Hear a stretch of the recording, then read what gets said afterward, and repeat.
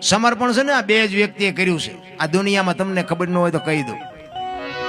એક આ દીકરીઓ સમર્પણ કરી શકે ને એક સંત સમર્પણ કરી શકે, બાકી કોઈની તાકાત નથી.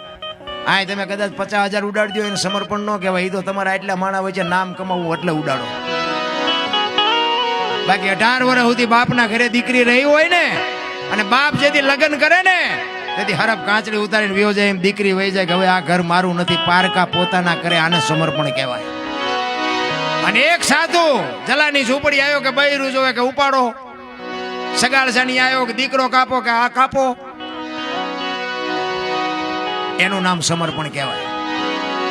બાકી મતલબ હોય તો અમને ખબર છે, અમે ગઈએ કે એટલે તમે અમને બોલાવો છો, તેથી અમે અમારું શરીર થાકે તમે એને જ બોલાવવાના, એ અમને ખબર છે.